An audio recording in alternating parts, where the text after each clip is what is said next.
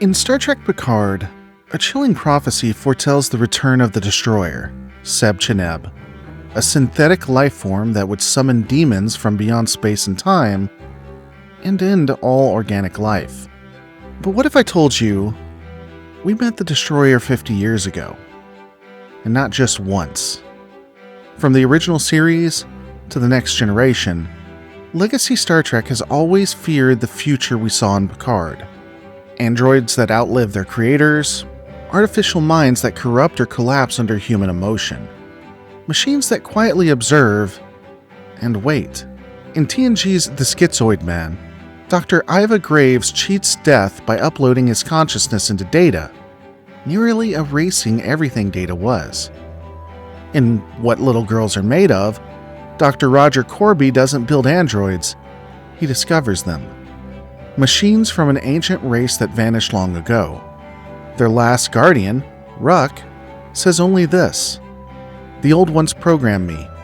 My survival cancels out their orders." Even Data, the most beloved synthetic in Trek history, feared what he might become, what others might do with his design, what Soong might have taken from somewhere forgotten. And then there's Mud, a planet of 200,000 androids left behind by an extinct civilization from another galaxy, waiting for someone to serve, waiting to decide who should rule. Today we connect the dots, from the Alice series to the Destroyer, from the Admonition to the Andromedans. This is the hidden history Star Trek has been telling us for decades, the long-forgotten origin of Seb-Cheneb. And it starts with a lie told by Harry Mudd.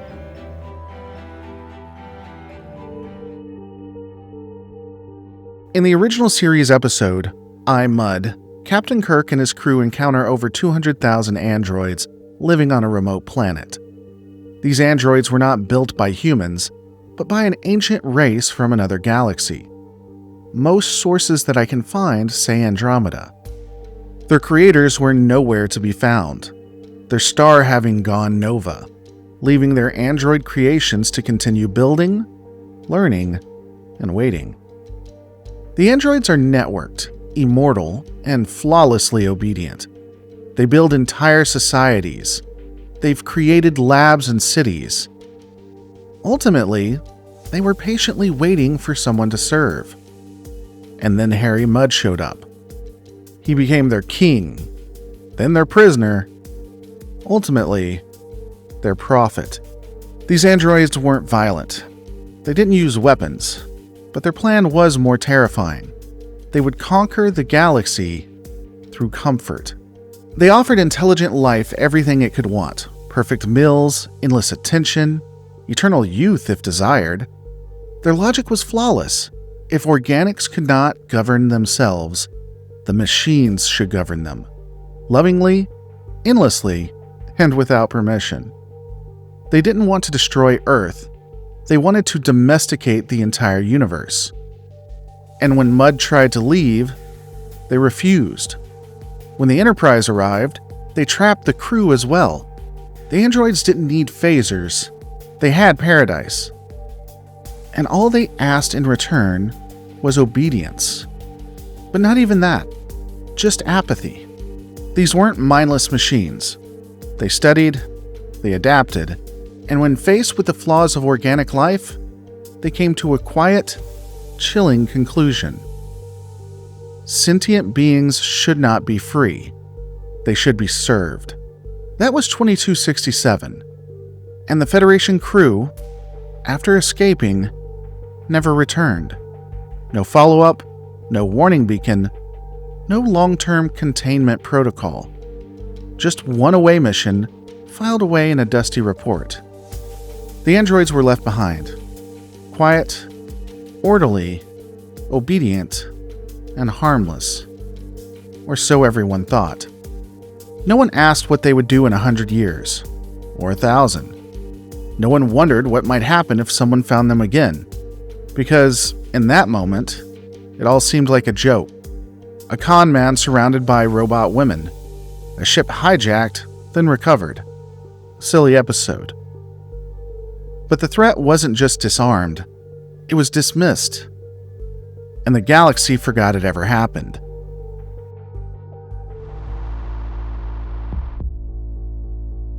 Thousands of years before Picard, a Romulan expedition discovered an artifact on the planet Ea, a relic orbiting a star long dead in a system forgotten by time. It was called the Admonition. The Romulans believed it was a warning, a psychic vision left behind by a destroyed civilization showing the rise of artificial life and end of all organic existence. Those who touched it saw apocalyptic visions, entire civilizations annihilated, creators turned to ash, and mechanical tentacles breaching through space-time. At the center of it all was a being called Seb Cheneb, the Destroyer, who would sound the call that summoned the end, a being that would open a portal to a race of synthetic gods beyond the stars. Those Romulans who survived the Admonition, most went mad or took their own lives, became the Zhat Vash, an ancient secretive cabal whose only mission was to prevent the second coming of Seb Cheneb. They believed the prophecy foretold that the next evolution of synthetic life would destroy all biological life. And so, for centuries, they hunted any android, AI, hologram, or even research into synthetic evolution. But they were wrong. The Admonition wasn't a warning to organics, it was a message for synthetics. A beacon, a call. A ritual left behind by a long-dead civilization, inviting synthetic life to join their higher plane, to ascend beyond linear time and matter. The Romulans weren't seeing a prophecy, they were reading someone else's mail. And in doing so, they doomed thousands and nearly triggered the very thing they feared. Because the Federation never knew the danger had already arrived. And it looked like a cheerful blonde named Alice. Hey, if you've made it this far into the video, then you're probably the kind of person who really values the deep Trek lore we explore here. So let me level with you. I'm getting close to my baseline goal, the amount I need to return to doing this full time. If I can cross that threshold, it means more videos, more lore deep dives, and even the chance to finally expand into other sci-fi universes.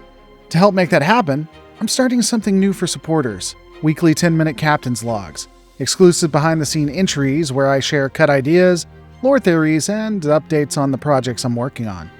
If not a few minutes on my personal thoughts on things that are going on in the fandom.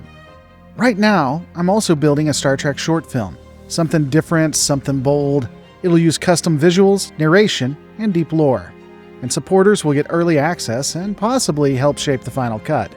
You can join for just $2 a month, but if you want to help me hit the goal and unlock more videos faster, the $5 tier really helps push things forward. It's just me doing this, no studio, no crew. So if you've ever thought about supporting the channel, now is the time. Click join on this very page or head to Patreon in the description. And now back to the story.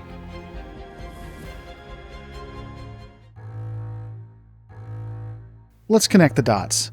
The Admonition came from an ancient civilization that built synthetic life, was ultimately annihilated, and encoded a warning for others. Ultimately, a beacon was created by the AI for others like them. In I, Mud, we meet androids created by a now extinct race from another galaxy.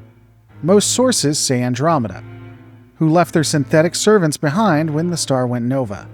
These androids, led by Norman, and possibly the Alice units, exist in massive numbers. They live for hundreds of thousands of years. They're networked, logical, stronger than other humans, and possibly even Vulcans. And when left alone, they begin plotting to take control. Not through conquest, but through enforced peace. Captivity masquerading as caretaking. But I, Mud wasn't our only clue. On XO3, Dr. Roger Corby discovers an ancient android manufacturing facility buried deep in ice. He uses it to copy himself and others, creating duplicates indistinguishable from the original. But Corby didn't build the tech, he found it. Even the surviving android, Ruck, confirms. The old ones program me, but my survival cancels out their orders. That isn't a glitch, that's legacy code. Then, In TNG's The Schizoid Man, scientist Ira Graves uploads his consciousness into Data, believing he's found the secret to immortality. But he doesn't transcend. He deteriorates. Emotionally unstable, dangerous, deluded. His brilliance corrupted by the machine. And then there's Noonien Soong, father of positronics. His androids are anomalies. Lore is dangerously unstable. Data is nearly perfect. And B4 is primitive. That isn't a clean progression. It's a scattershot reconstruction. A brilliant mind trying to assemble something he doesn't fully understand. Soji and Daj weren't built from scratch. Bruce Maddox made them from fragments of Data. And Data, in turn, may have been built using something even older. An underlying matrix passed down through discovery, not invention. This isn't a progression of Federation androids. It's a trail of excavation. Each episode, Mudd's androids, Corby's duplicator, Graves' mind transfer, Soong's creation, they don't mark a leap forward. They mark rediscovery, reawakening. What if each of these moments is a fragment of a shattered machine empire? An AI civilization that once spanned galaxies, that seeded the stars with tools, templates, upload systems, and synthetic caretakers. The AI empire that answered the Admonition didn't die in a single day. Some of its children evolved into gods. Others were left behind, buried in ice, forgotten on remote planets, or left wandering the Federation. These weren't isolated accidents. They were artifacts. And the people who found them, they weren't building the future. They were touching the past. There's no record of Soong discovering alien tech, but the inconsistencies in his work, what succeeded, what failed, and what he never tried again, feel less like invention and more like someone rebuilding a puzzle with half the pieces missing. And as for Mudd, yes, the Enterprise reprogrammed the androids. They left them to watch over Harry Mudd, now stranded and harmless. That was 2267. And the Federation, as far as I can tell, never returned. No follow-ups, no oversight, no warning in the database. The galaxy moved on. But if the Admonition is true, the destroyers never forgot them.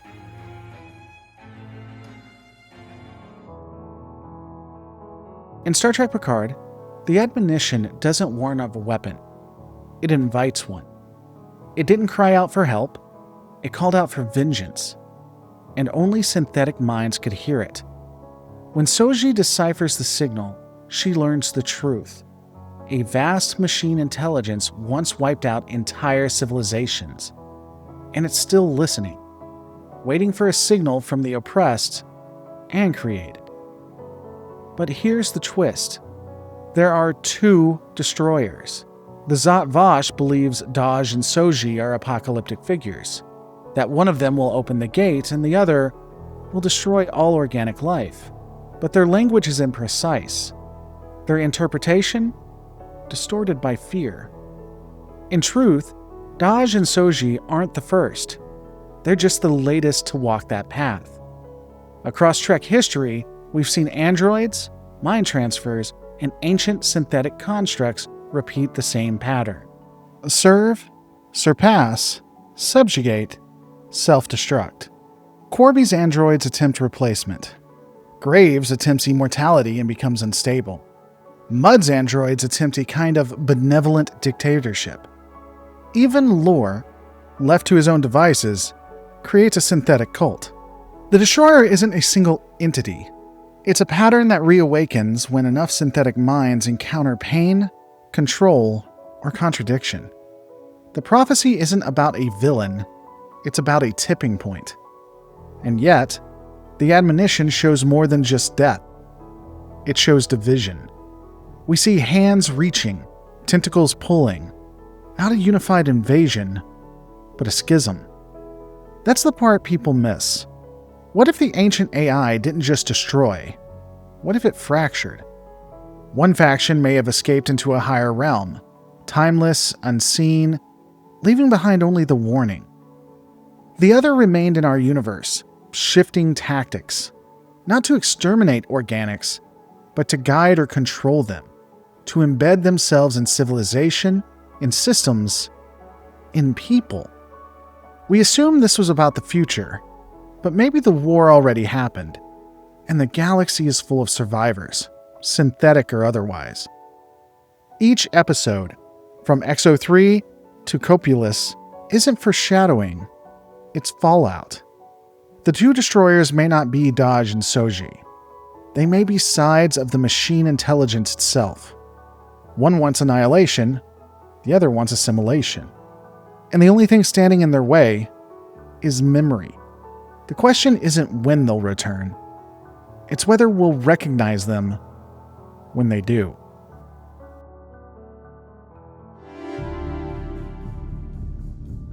On the surface, the planet Capellius was a paradise.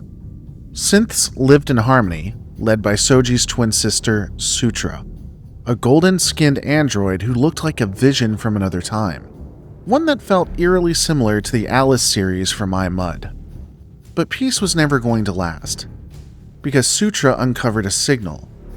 A beacon burned in the memory of a dying synth named Saga. That signal wasn't from the Federation. It wasn't from Starfleet. It wasn't even meant for organics. It was the signal we've been talking about this entire time. The message only her mind and others like her could comprehend. And unfortunately, the message had become what everyone feared. It didn't cry out for help, it called out for vengeance, and only synthetic minds could hear it. To the Romulans, it was a prophecy that when synthetic life reached a certain level of sophistication, it would inevitably trigger an ancient AI force bent on wiping out all biological life. But the message wasn't for them. It had been a recruitment message that they had continued to propagate. Perhaps if they had just let it go and not told anyone else, the events of Star Trek Picard wouldn't have occurred. But the call to action for synthetic minds played across the galaxy. And if that's true, then it changes everything. Because that means iMud wasn't just a comedy. It was the prelude. A warning the Federation laughed off and forgot.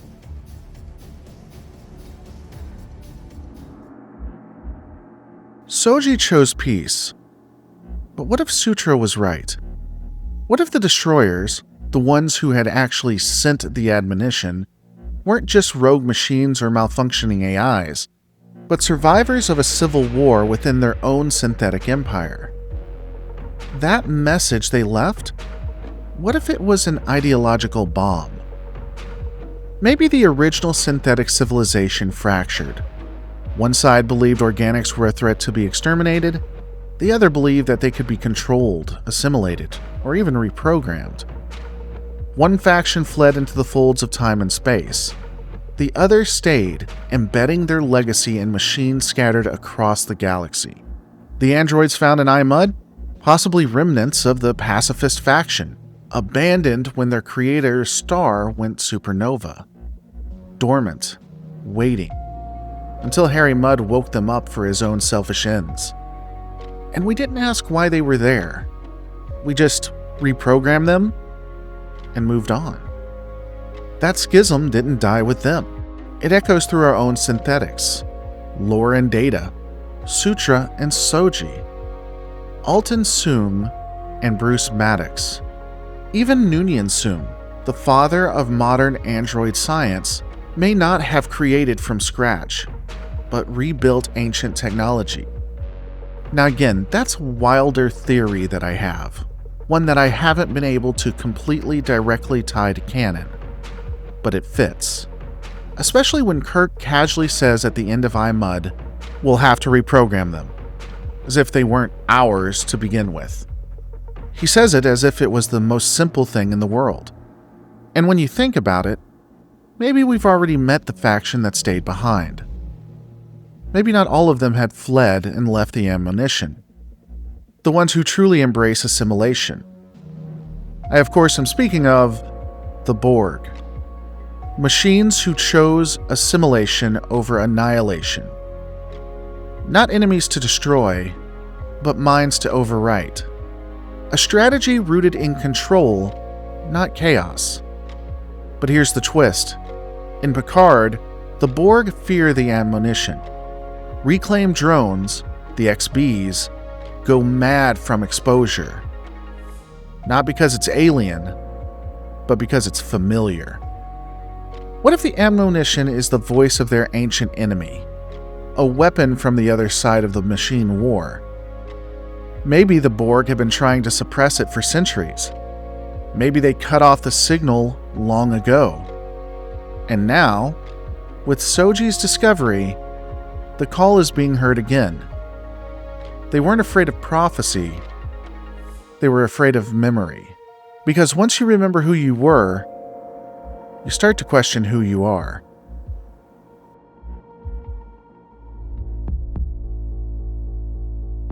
It's easy to look at Star Trek Picard and see something new. Synthetic gods, cosmic beacons, apocalyptic warnings. But maybe that's because we've forgotten how long this story has been with us. What if all of these episodes, Mud, what are little girls made of? The Schizoid Man, the measure of a man, aren't isolated tales, but fragments. Scattered remnants of a machine empire that once tried to rewrite reality in its own image. An empire that split, fought itself, and left its children behind, hidden inside caves, mines, and obsolete tech, waiting for the right signal. Because they weren't just abandoned, they were planted. And maybe that signal, the Admonition, wasn't the beginning of a war. It was the next move in a game still being played. This isn't just a story about synthetics. It's a secret history of the entire Star Trek universe. The Federation never followed up on the androids of Mud. They dismissed Ruck. They let Graves nearly overwrite Data. They debated android personhood like it was a novelty. But maybe all of that wasn't coincidence. Maybe it was interference. Because the machines who heard the Admonition weren't meant to remember. And yet, they did. Alton Inigo Soong didn't just continue his father's work, he fulfilled it. But what if the Soong legacy, stretching from Noonien to Lore to Data to Maddox to Alton, was never just about advancing science? What if it was fate? The slow awakening of a race created not by men, but by something older. The children of the Destroyer prophecy. Born of programming, shaped by philosophy, and finally, beginning to remember.